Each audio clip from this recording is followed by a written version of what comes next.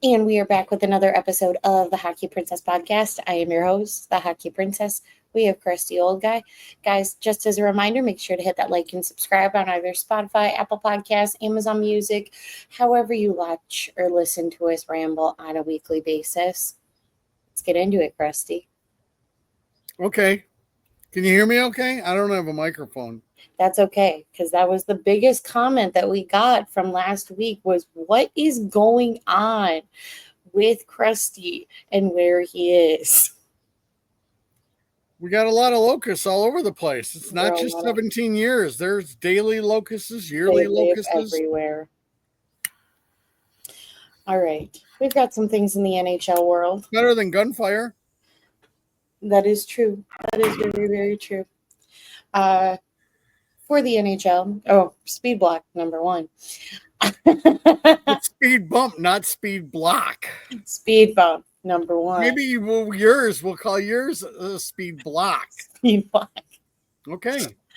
You've got Gabe Vilardi having a 6-year extension with the Winnipeg Jets, proving that yes, contrary to popular belief, some people do want to play in Winnipeg.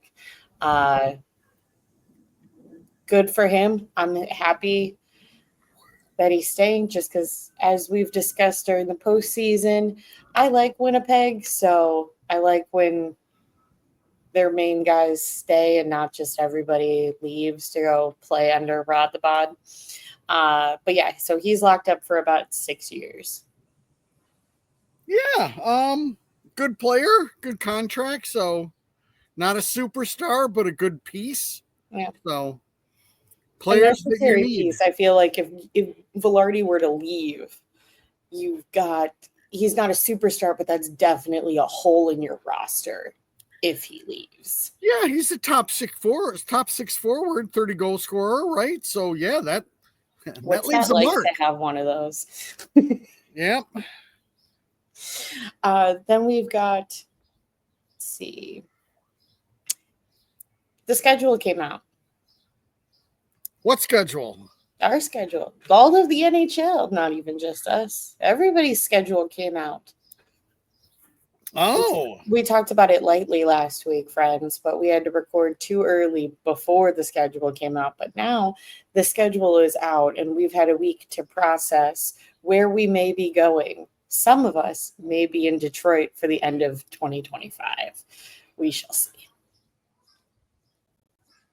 But Krusty, what are your feelings? We got a pretty big gap in February. What are your thoughts? Oh, hold on. I'm trying to bring up the schedule. So all right. Well, while he's trying to bring it up, reminder, friends, we got this big gap in February. I know people were like, how is there no NHL hockey for 2 weeks? Reminder, it's just NHL. There's still PWHL, there's still AHL, there's still ECHL or whatever minor league affiliate that you enjoy watching. It's just no NHL. And that's because most of the boys will be at the Olympics. Should be very fun. okay, I've got Yeah. the schedule. What are your thoughts on the schedule? Oh, now I need to have thoughts. Well, if you have any, if you don't, that's more than I'm okay. sure I have thoughts. But Krusty's always got thoughts. My thought number one is the Blackhawks little app stinks. That's my first thought. How do you not have a schedule on here? If you go onto the NHL app, there's the schedule. I rarely use the Blackhawk app. Don't I need to find a team then? Yeah. And you pick the team, and then the schedule's right there. So teams. Hold on. Yeah. Chicago Blackhawks schedule. We're teaching Krusty how to use technology. I did it. Okay, let's talk about this.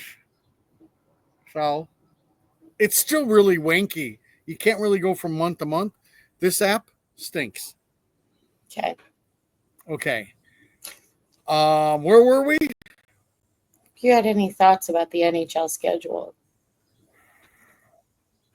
I don't have many thoughts about the NHL schedule. I mean, I've got thoughts about our own schedule. Let's start with that. Sure. Okay. It's really cool that we open up with Montreal. It'll be a 6 o'clocker. So that means you can hang out all day. They'll have bells and whistles and things for you to do all day. It's a big celebration. And we're celebrating with somebody else who's, I think, doing their 100. I think Detroit's at the 100. Is Montreal at 100 too? I think Montreal's over 100. Are they? I have no idea. I could be wrong. Yeah, you could be. I very often I've am. really speed bumped this already. I'm really, really sorry to the audience, to everyone. I'm going to pick it up now. The schedule started off nicely. You've got a good amount in the first 2 months again of weekend games. Yeah. That seems to go by the wayside the second half of the season. First thing that I'm noticing is January is a bear. January, it looks like there's 3 games a week. For January 19th and January 25th, friends, we have Johnny and Ruutu within a week of each other. And that's fantastic. Yes. So you'll have Boston coming into town, then Winnipeg. But they have 4, 7, 9, 11 home games in January. A ton of back-to-backs. Another date that I want to throw out, because we don't know, because this falls into the NHL world as well as ours. It has not been decided if Alexander Ovechkin will have an extension with the Washington Capitals. So on the off chance that this is it, January 9th would be the final game that Ovechkin is at the UC. He said that he is playing this year and then deciding. So it's a big question mark right now. So on the off chance that it is, I highly recommend circling that day, that game on your guys' calendar. Do you really think he does that, though? I think it depends on how far they go in the postseason. But I mean, he has said for years that he doesn't want to finish his entire playing career in Washington. He wants a couple of years to go play in the KHL. No. That it's coming soon.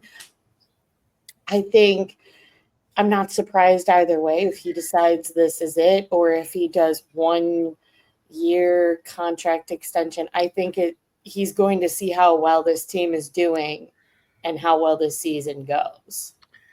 I just would assume, hey, it's my woman in Ruutu. Hi, my woman in Ruutu. I would just figure, knowing the grade 8, he's kind of a ham. Is he really not going to have a farewell tour? Does he just say, oh, I'm unsure? I mean, he seems like a player who would say, this will be my last year.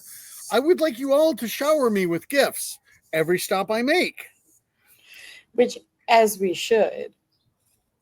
I don't think there's anything wrong with that. I am not saying that makes him a bad dude. I just think that is kind of his style, kind of like Flower, who wanted everybody to shower him with gifts and everything. I think the grade 8 is kind of that way. That's why I'm a little skeptical of it. I do understand him wanting to save himself, but I think he's going to want the fanfare. Maybe. I think, is there a deadline for him to sign his extension throughout the year? No. Okay. I would think we get it if he does extend. I can, like I said, I can see him being like, hey, it's January. My team's going in an absolute tear. I might want to ride this for another year. Or if it's a dumpster fire, I can also see him being like, yeah, I'm okay leaving on this note. Yeah, so I mean that one will be interesting. Again, it would be a Friday night game at the United Center, so Yep. I would recommend it highly. It'd be a good one to get to. Did we go over the Johnny game? Johnny, January 19th. Be there, friends, with your C's, with your 19s. And if you're number 17, take that C off the jersey when the rightful captain comes back into the barn. Oh, God, I did say that last week, didn't I? You did, and I agree. You didn't put that out on anything, did you? Yeah, don't put that out on stuff. I'll get a real bad rep. Let's see. I know there's been a lot of talk about the last game of the year. Whoa, wait. Then we have my favorite game, less than a week after the Johnny game. That is the return of your back-to-back Stanley Cup champion, Tomo Ruutu, and the return of Stanley Cup champion, Seth Jones. Very excited for it, if you couldn't tell. Let's see. And there was something. So my favorite thing on the schedule has to do with away games. But I wish this is done more. I am constantly asking for it, but beginning of December, they will play the LA Kings on December 4th and turn right back around and play the LA Kings in LA again on the 6th. I figure, we might be getting to tough money times. This is a way to save money. I love back-to-back games. Oh, yeah. Nothing better than a Friday nighter and a Sunday of two teams going at it. That second game it's always interesting. So that was the other big thing that I noticed. Of course, if you want to come join me in Hockey Princess, I believe our thought process right now is to maybe go to Winnipeg. So,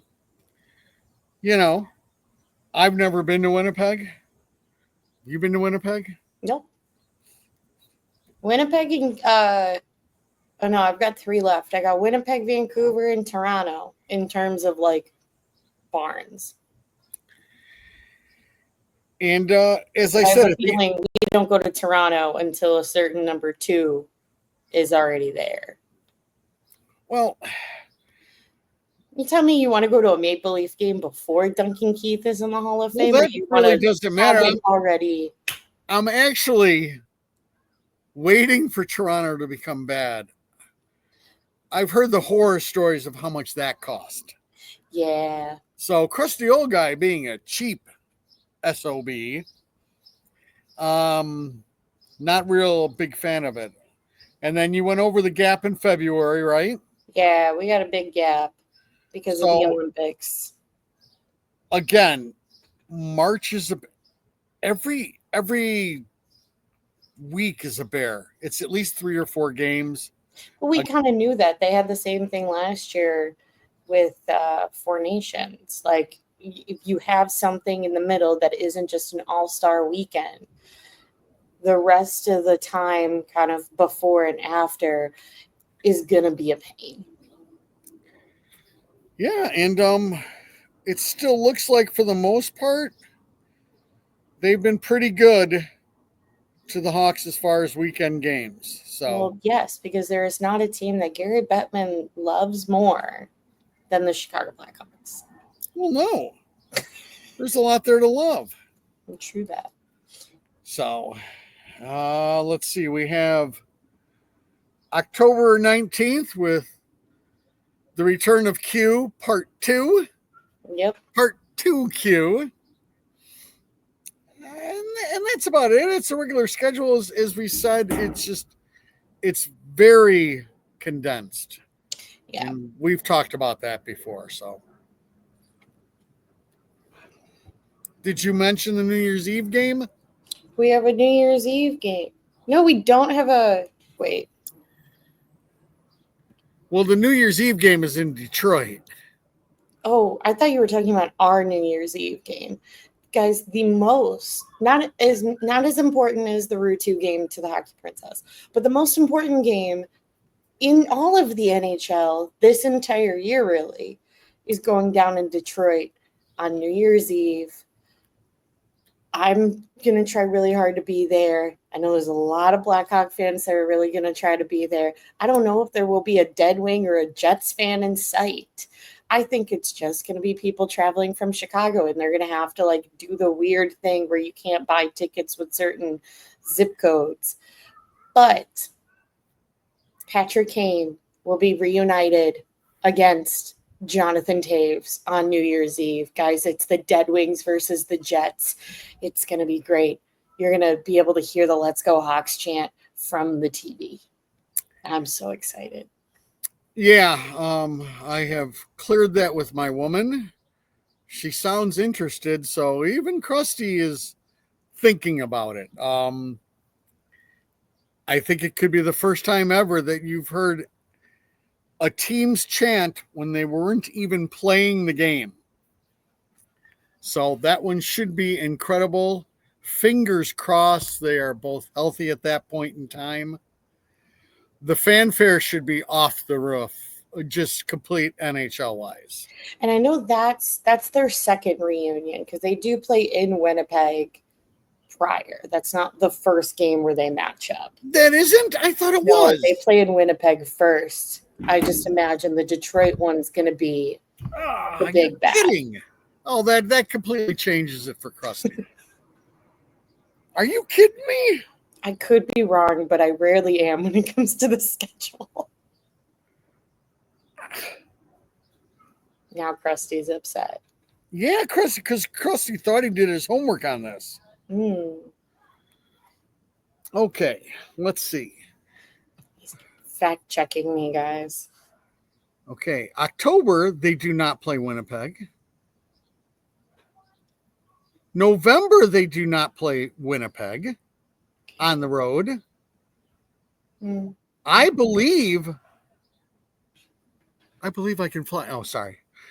I believe you are wrong, Hockey Princess. That's quite often.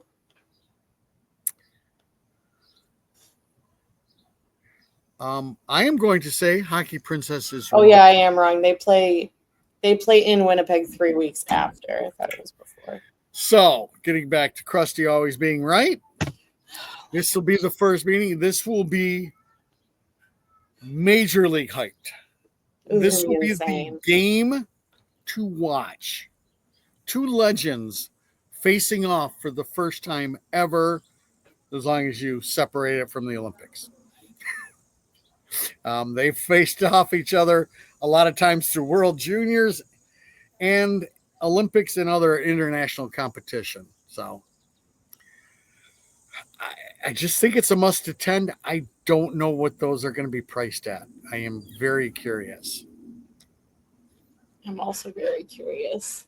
But I also kind of see that there just won't be a ton of Detroit or Jets fans, like you said. I think they will I think they will cap it off and do the zip code thing. I wouldn't be surprised if they do. Grateful for the fact that I have someone very close to me that would fit with that zip code. I know people. I got connections. You have no connections. I have connections through the boards. Oh, yeah. Oh, yes, I have connections. If I decide it's doable, I can get around that. So, besides that, it's going to be a long year. That's all I got about it, the schedule. It's going to be a very, very long year. But speaking of the gap that we have in February, we have the Olympics coming up this year, guys. I could give you a scheduling lore if you want right now. No? Okay. What's scheduling lore? Maybe later. But yeah, I'll give you a lore for another time, maybe. No, you got to do some lore today. Yeah, I've got some. You got a 2-week bye week after this. But with speed bump number whatever, getting back to the gap that we have in February. we have the Olympics this year. Well, next year in 2026, this hockey season, friends. And one of the announcements was the Team Canada coaching staff. You've got Cassidy, DeBoer, and Tocchet announced for the Team Canada. I think the Team USA, I think it's just been head coach, and obviously Billy Guerin runs the entire show, like always. And I know what you guys are all thinking. Is Hockey Princess's favorite Finnish guy behind the bench for Team Finland? We do not know yet, friends. Team Finland has not announced their coaching staff yet. Really has just been Team USA and Canada. Usually in past international competitions, they announce significantly later than the North American teams. I don't know for what particular reason, but that they definitely did that with Four Nations, and they do that with World Juniors, and it tends to just be a pattern with like European teams. They don't announce their coaching as early, at least to the general public. Correct. And but I'd imagine Ruutu's behind the bench. I would assume so. And again, they don't have to be from NHL teams, so you've got a lot of more role players in your team, Sweden, your Finland team. They all play the right way, so the Olympics will be something they are all in on attempting to go from the juice that was the Four Nations. Oh yeah. No matter what you think about Matthew Tkachuk, no matter what you think about Billy Guerin, the side noise and everything brought everybody together. It brought a lot of people who weren't hockey people out, and that's what the NHL is hoping for the Olympics.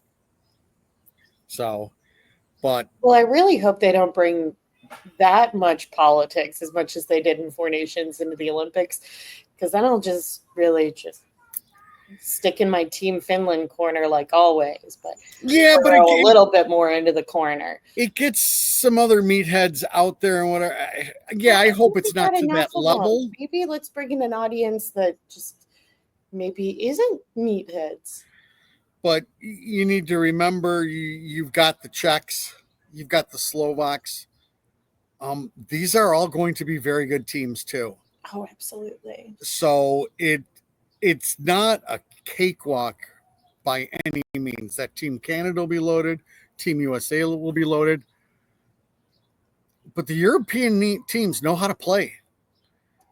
And they know how to shut things down. I think not even necessarily like gold medal candidates. I think there's plenty of countries that are going into the Olympics that, like I said, I don't think that they're going to be in the gold medal round whatsoever, but I wouldn't count them out to perform very well and be sort of kind of like sleeper in like surprises throughout the Olympics. Like, I think if anything from the past couple of years have shown us that, like Germany and Switzerland are not what they were 5 or 10 years ago and shouldn't be kind of discredited when it comes to like comparing other European teams. Correct. And so because Leon Draisaitl is going to build up Team Germany just from the sheer will that he has. Yes. And again, there's some good German players. So you got Lukas Reichel. You got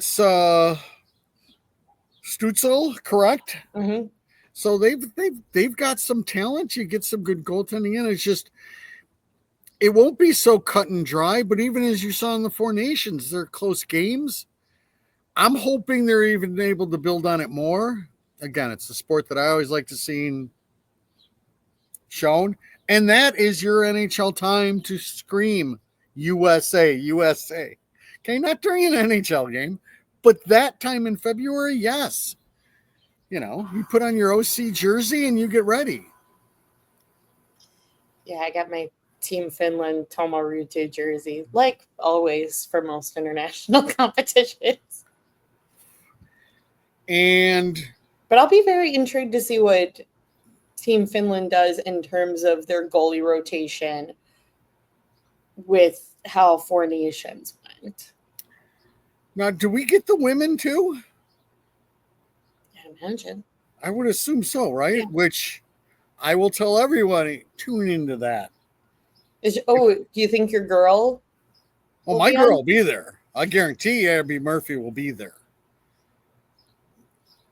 Not big on getting, a woman's jersey, but there's a possibility maybe getting an Abby Murphy Team USA jersey would do it for crusty old guy. Someone who has a Frost jersey, I highly recommend getting a women's hockey jersey. Not getting women's sports merch is kind of weird, Krusty. Okay, sorry for being weird. But if you guys like rivalry, you like hatred, USA Canada. The USA Canada hatred with these girls is off the hook. It's insane. They're nasty. They're all for throwing it in their face. It's something. And the competition is off the hook. So, wow, we spent a lot of time on that, didn't we? Yeah. It's okay. It's the off season. What else are we going to talk about? I don't know. Let's see. Speaking in the NHL world, we're going to keep in the NHL world for a minute. Last week, we did our 3 teams that we did not want to be traded to. And then Krusty wanted to flip it so we weren't just crapping on other teams. And we're going to. So we're going to do the 3 teams that if you're a player, you would want to go to. However, they could not have gone to the Cup final within the past 5 years. Correct. So I have an honorable mention to give Krusty a moment to make his decision because he did not come to this evening ready. Telling you, Krusty's going to get fired. But my honorable mention, because they technically were in the Cup final 4 years ago, although many would say that it was a fluke. And really, any time around COVID is kind of a fluke for most sports. But that is your Montreal Canadiens. You've heard me say I'm a big fan of the Bell Center, and being there even as an away fan, you got to admit that that is just one incredible place to watch hockey. So I can't imagine how it is to play there. And I think, with the past couple of years and the trades that they made up this offseason, they're very much on the upswing momentum. And really just out of Canada, they're probably my favorite. So an honorable mention to the Montreal Canadiens. Okay. And yeah, as I told you, I would have accepted that. We were trying to weed out the powerhouses. Yeah. Because everybody wants to go to a powerhouse. That they do. But even though I've got one of the powerhouses as my top 3. So. All right. Do you want me to go with my 3? And then you can. We'll go 1 and 1 and 1. I've still got to think of one more, but I'll get there. Okay. So what's your number 3, Krusty? I will go with the warm weather. He's gonna Mickey Mouse. Yep. Q. McTavish, Leo Carlson, a team on the upswing. A GM that's an old school person, like I'm an old school person. I would go to the Anaheim Ducks. Phenomenal weather. A team on the rise. Not the crazy hockey bed. I'm sorry, that was I was gonna say, I saw that over the camera. That was a weird. Rue, what are you doing? Don't do that. Sorry, Rue's gonna roll and stuff and get stinky. All right, speed bump number 1. So my first one will be the Anaheim Ducks. Okay. My number 3, a little unconventional of sorts, seeing as I constantly critique this team where I don't know where they're going with their future, is the Seattle Kraken. I think it's while it is a new city, I think there definitely is a hockey market there. You know, you have a team from the WHL there, new NHL team. The PWHL is coming there this upcoming season. So it's a city that isn't complete, you know, diehard like your Toronto, your Boston, where, you know, you can't go to the grocery store without being mobbed. But it's definitely a growing hockey community in the US. I think it's not a complete dumpster. They're not in a complete rebuild, you know, bottom three where you're like, what is this team doing? I think they have pieces. And I think with certain right moves, they definitely have the ability to turn it around. And selfishly, gosh darn it, the jerseys just look really cool. So my number 3 is the Seattle Kraken. All righty. Okay. My turn? Yeah, you're number 2. Okay, my number 2 would be the Toronto Maple Leafs. All right, and now we're learning, guys, that crusty old guy is really just a hidden masochist. No, that's a good team. With a fan base that just ran out one of their superstars. Yeah, with a fan base that is completely off the hook. But if I'm able to go there and they win a cup, I don't care if I'm a third or fourth line player. I am hockey royalty for the rest of my career. Yeah. I could get hurt in game 7 of the cup as long as we win, and I will still be hockey royalty. That form of challenge for crusty old guy, never to pay for a drink in Toronto ever again, constantly be able to work the Toronto scene for the rest of my life. I just think the opportunity to see a city go bonkers, and basically they would hold on to that like your 85 Bears, where they're still revered as the greatest thing ever, that I would go to the Maple Leafs. All right. My number 2 is the Washington Capitals. We're going for low-key markets, really, where you're not. This is how you can tell that Krusty and I are very different. One, at the end of the day, you're playing with Alexander Ovechkin. If we're in the make-believe world of you start come October, I think they have so many pieces where you're going to be competitive. It's not a, you know, question mark like some other teams where it's like, oh, they could be if this goes well, if this goes well. I think we know going into the season that the Washington Capitals are going to be competitive. I like the city, and even listening to his post-game like video clips in the locker room, Spencer Carberry has the ability to have me, just a fan for another team, want to run through a wall for him. They seem to have a very good culture, and everyone seems to be kind of pulling at the same rope and in the right direction.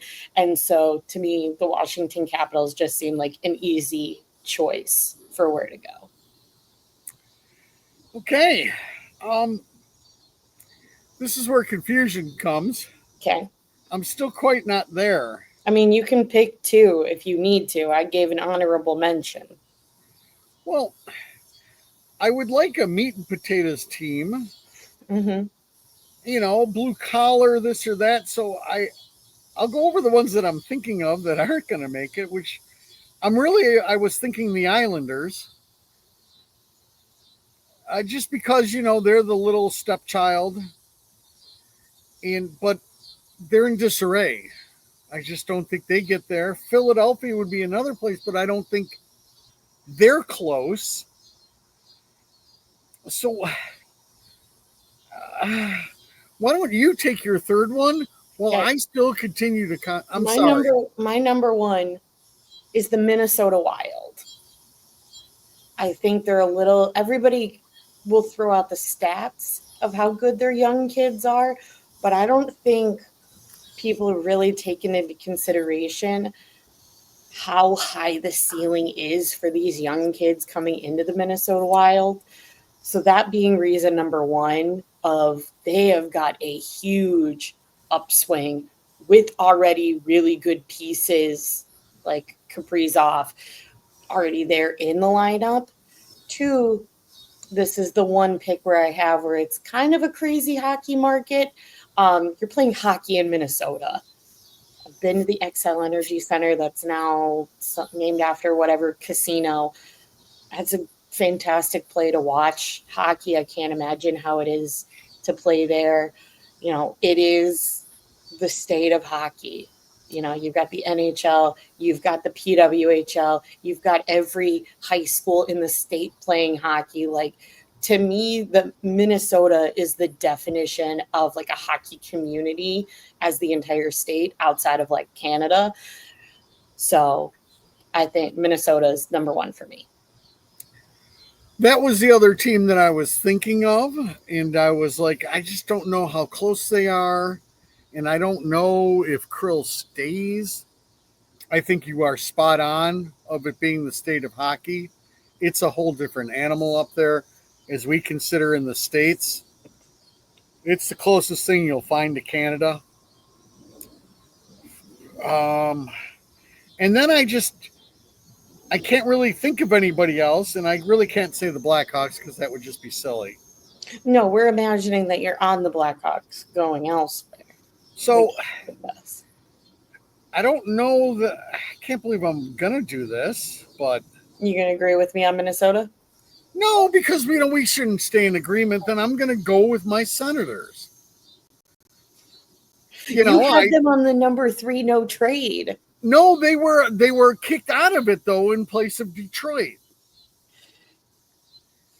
And I have another thing with Detroit also. At what point does the NHL step in as far as Detroit's home rink and tell them you can't put Hockey Town on there? You haven't been in the playoffs for forever. I think Hockey Town, is just a little much. Okay. Yes, I'm going to go to the Ottawa Senators. As I said last week, when I kicked them out of my no trade, I get the opportunity to play with Brady Tkachuk in a very up-and-coming team. And I think it would be hilarious if the next Canadian team were to win, it was the Senators. I think that would drive everybody in Toronto and Edmonton nuts. So for that fact, it would be even better. So I'm going to go with the Senators. There's a lot of, in that group, Carolina's one that pops out.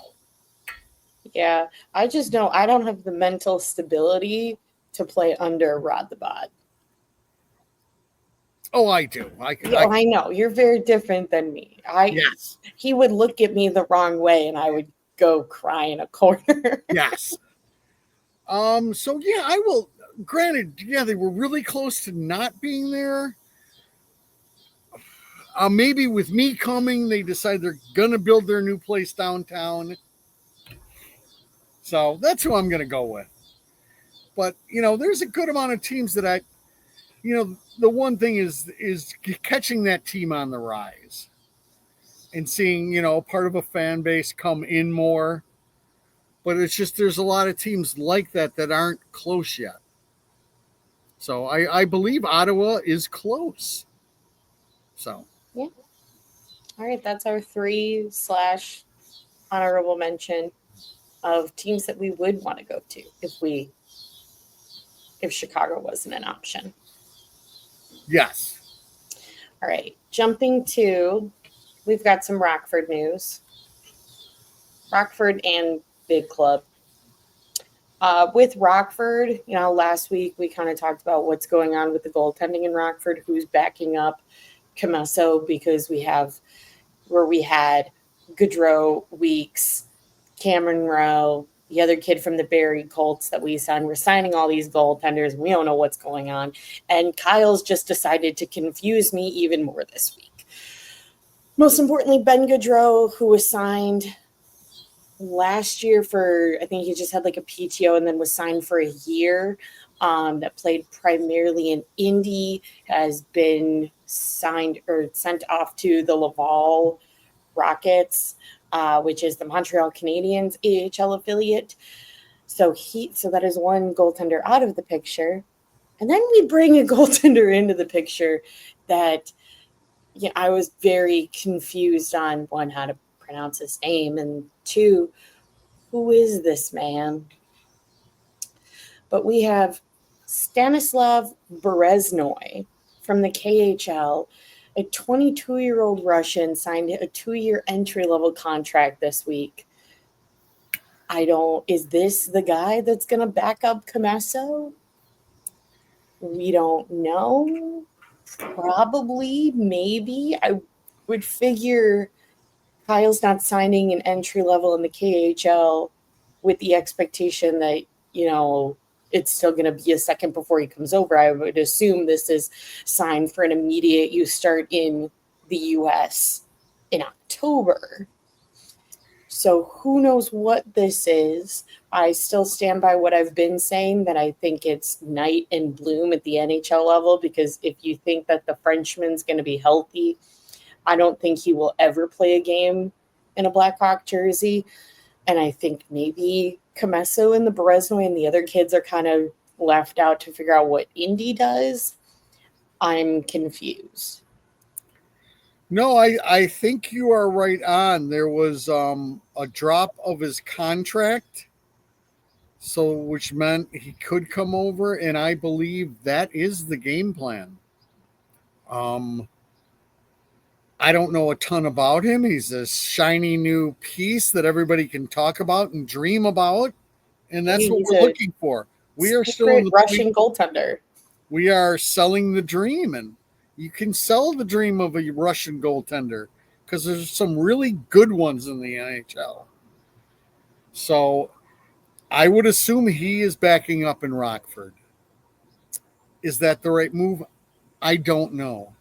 Is again, I always come back to when we talk on this show about the Mac attack, and it's just it's difficult to come to this country with limited vocabulary and limited people. And trust me, I like Rockford, but I don't think there's a lot of people speaking Russian in Rockford. No, but I think Mac Attack got dragged around through the mud because it was just a wacky time when Mac was over in terms of the pipeline, the realistic pipeline. I think because Mac was there slightly pre-dynasty, right? Yes. Where I think there was the pipe dream of maybe if he absolutely shines, but they already had people in place that were realistically going to make the jump to Chicago shortly. And I don't think Makatek was going to be one of them, where I feel like goaltenders are a different scenario. And correct me if I'm wrong, if he really had an issue with going to Rockford, he could have just not signed this contract. Exactly. I think you hit the nail on the head. I think part of this had to have been that you have a spot for me and you want me to come. If not, he would be looking for another KHL contract. And additionally, are we okay with this? Granted, like Krusty, I don't know a ton about this kid, to be honest, but I do feel more comfortable just off the bat having someone who's played in the KHL to back up Commesso versus a kid that's coming straight from the OHL, or in Cameron Rose instance, where he's coming straight from Western Michigan University and really hasn't had any sort of playing at a professional level. He's in the process of taking that next step, where I feel like the Bereznoy, you're playing in the KHL, you're playing professional hockey in Russia. He has a bit more under his belt. And I think that's what you need for Commesso. I think Commesso is doing great, but I think you need to build more of a safety net that has more experience for whomever KD decides to back up Commesso. Yeah, I'll go along with that. At the end of the day, you'd want Drew getting at least between 50 and 60 starts. I mean, this is Drew's year, so you want him to be somewhat of a workhorse. So if you're going to mess over somebody not playing him a lot, new kid might not be bad. Just let him get acclimated. But right. But I'm thinking if, like, say, for instance, Drew has, I know he had, I think it was like a hand injury at the end of the last year where he was like, I was at 80%, where like you were playing lights out at 80%. Say there's a period where, that comes back or he takes a little bit of a slope. You need to have faith in whoever is in your backup. Yeah, I don't know if I'll have faith in this guy or not. I don't have a lot of knowledge. As I said, it's more that this is going to be Drew's team. So the future of goaltending in Chicago is with Drew. We've been saying this. So none of your other young kids are ready. And you don't want to stunt them by not playing them a lot, and you don't care if you stunt this guy. Right. So maybe there's something to that. I think it's more of it's a shiny talking piece. And again, we might find out in another month and a half that he's going to stay in the KHL. I don't know. I mean, he could always just sign again, couldn't he? Or no? Can you sign a KHL contract? I guess not. Not if he's underneath contract with us. You're right. I was going to say, because Kanserov isn't under NHL contract. Let me hold on. I don't think you can have two professional contracts at the same time. And I don't think you can necessarily just drop an NHL contract. And I mean, I'm not the biggest source of knowledge when it comes to the KHL, but I would imagine even if you're backing up Drew Commesso in Rockford, that Rockford paycheck is larger than what you're making in the KHL. Yeah, and if you look on the website, I mean, they've only got Drew and him as non-roster goaltenders. So, right. No, you're right. He's here, and I believe that's his spot. As much as I like Weeks, I think I'm excited to see the future of this, even if he is, playing not too much, maybe some back-to-backs, backing up Drew. I'm hopeful. Right. And I mean, that's when you're going to see him occasionally. They have a lot of, Friday, Sundays or Saturday, Sundays. So at that point in time, you would then give Drew a breather. So, yeah. We'll see how it all goes. I don't mind taking flyers on goal as we talk about it. It doesn't hurt you at all. It seems to come back every week. You just don't know. It's just, you don't know. So what I'm saying is we don't know. You don't know. Okay. And one small update with the big club. The Creech has signed.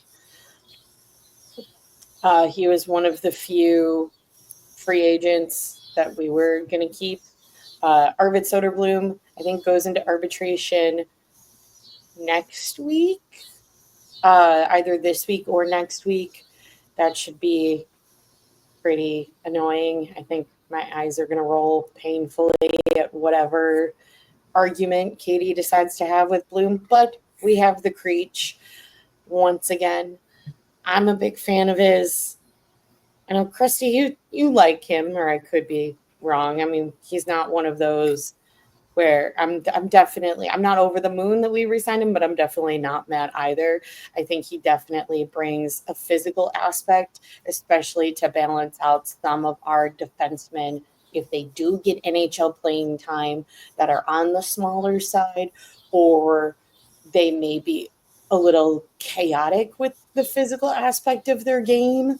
I think Creech definitely, like we say all the time, at some point you play Vegas. And with how the defensemen are shaping up in Anaheim, at some point you play Anaheim. So you need a guy like Creech. Oh, most definitely. I don't mind Creature's game at all. Again, he's a third pairing guy, but you need third pairing guys. He can eat minutes. He's a big body. Yeah. He can skate relatively well. Is he just a holding piece or a piece? Yeah, probably. But he's somebody that's going to give you minutes. Okay with it. He's somebody who's going to give you minutes, and you're okay with it. So I don't have a problem with it. And he looked decent with the big club. So, and as we talked about last week, when with arbitration stuff, we have $22 million in space, so I have no problem re-signing another third pair defenseman. Yeah, I don't know what they're going to do with the rest of that. I am also hoping that Bloom all gets worked out before arbitration. Give him his money. I don't know if we've gone over this on the show, but basically, arbitration is their representative. Yeah, their representative comes in and says how great he is, and then Blackhawks management is supposed to come in and say he's not that great. And it just leaves bad tastes in the mouth. It's just, especially somebody that you're planning to back up Spencer Knight with this year. Right. So this isn't somebody who you're kicking around down at Rockford. This is a guy who's playing pro minutes. I don't see the reasoning why you need to do that. No. Neither do I. That's just me. I don't know all the ins and outs. So, and then speaking of the big club, we have another question from our friends at Between the Benches. Holy cow! I know. We might have to put them on the payroll. We might. Speaking of $22 million in cap space, the question was, at what point do you start getting nervous about the fact that Bedard doesn't have his extension yet? You don't. That's what I was figuring. Yes. With how much this poor kid has had to say again and again and again that he wants to be here, I'm not worried whatsoever. The kid's saying. It's not even a blip on my radar. I like, I'm telling him, go maybe 6 years, 7 years. Why not 9.8 million? Your number's 98. Do a little Sid thing. But no, at no point in time, I believe it would be a mistake not to get this done before the season starts. The poor kid is constantly hounded for 2 years. I don't need to be halfway into the season and then he's hounded about this too. He says he wants to be here. That should be it. That should be the end of the story. Right. He's a bright kid. He knows there needs to be money for other players. Right? So I think he'll come in with a reasonable number. He is not at his time to demand superstar money yet. Does he maybe then only want to go 4 years? I hope not, because then everybody still worries about that. But as far as right now, I think it's a non-issue. I think at the end of the day, they say reasonably, what do you want? And they give him what he wants. If it has to be 10 or 11, it has to be 10 or 11. Then I want more term. Then I want him at the 7 or 8 years. So, but no, it's nothing. Again, the kid stayed where he was in juniors with a bad team just because he felt loyalty. I believe he has loyalty to this organization. Yep. So I don't think that's anything to worry about. It more of a talking point. Nothing that is concerning Krusty. No. All right. That's all we had for the big club. Krusty, do you have lore this week? I came up with a little lore. You told me to grab lore. I had one lore, but you didn't want me to talk about it. I didn't really understand it, and then when I did, I was just confused. So, what's the other lore that you have? Well, then we have the dollar bill. Mm-hmm. Okay, so our lore can be on the dollar bill, and explaining that to people. Basically, dollar bill came in. Let's see. We're talking about Bill Wirtz for anybody who does not know the reference of dollar bill. Yes. So his name is Bill Wirtz. He was the son of Arthur Wirtz. And I didn't get most of. Oh yeah, here I go. So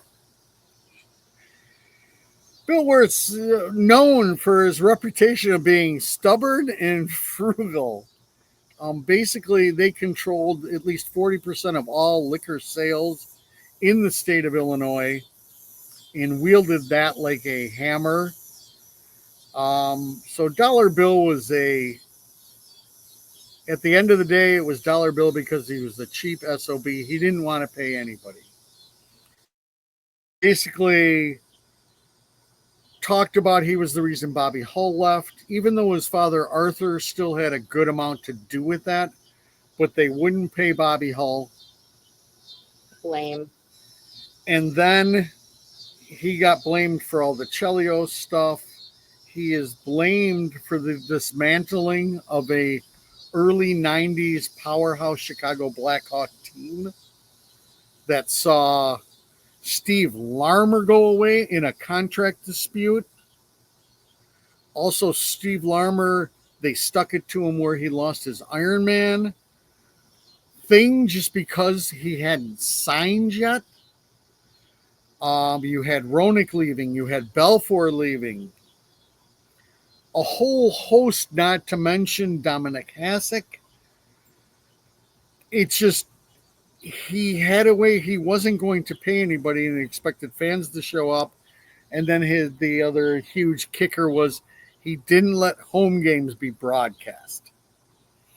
And Dollar Bill's classic line was, I need to respect my season ticket holder fan base. And in his warp and demented mind, protecting his season ticket holders was saying, if you want to watch this team, come to a game. It was just through the 90s, especially, players were really fighting to start to get paid decently. As they should. Make your money. And he was the one guy holding on, saying, no, you're my property. I'm the one putting up the, you shouldn't get in. It became he hamstrung this organization like crazy. I think my favorite story of Dollar Bill, and I don't really know what, it might have been early 90s, you can fact check me, of when the names weren't on the backs of the jerseys yet, and he had a big issue with it. So then he put the names of the backs like in the same color, so people still couldn't read the names. Like if they were in home jerseys, the name would be in red, so you couldn't see it. And he's like, well, here, I did it. But he didn't want to pay for names to be on the backs of jerseys. I forget when that actually was. I learned that during Grandpa Hour at the convention. Yeah, so it was that kind of stuff. He didn't want to see anybody outshine the organization, which, if you're in any kind of sports starting from like the 80s on, it just wasn't the case. Superstars sell. Right. Patrick Kane sells. He sells Patrick Kane. He just happens to be wearing your jersey. In that instance, the name on the back is a lot more important than the one on the front. Right. And, his other claim to fame was, 2002 to 2004, they would always come up with these rankings of ownership. And the Blackhawks were considered the worst organization in hockey in 2004.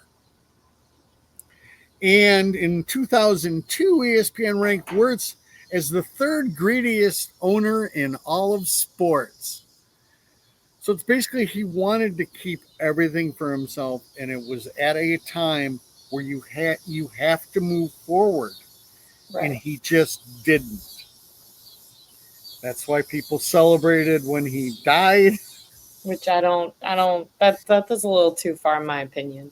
Yeah, I had a really good conversation with a drive back from an airport once, and the guy used to drive for Dollar Bill, and all he could talk about was how generous he was and how great of a guy he was. But as far as running a hockey team, it was a different story. It was just pathetic. And for somebody like me who was getting into it in the late 80s and then the 90s, and we saw that we had this powerhouse team, he was the reason why Jeremy Roenick left. I mean, Jeremy Roenick talks about it, saying, if I could go back and talk to myself back then, I would say, swallow your pride and just stay. But the thing is, especially at that time, you're just not fighting for your contract. You're fighting for everybody else following in your footsteps.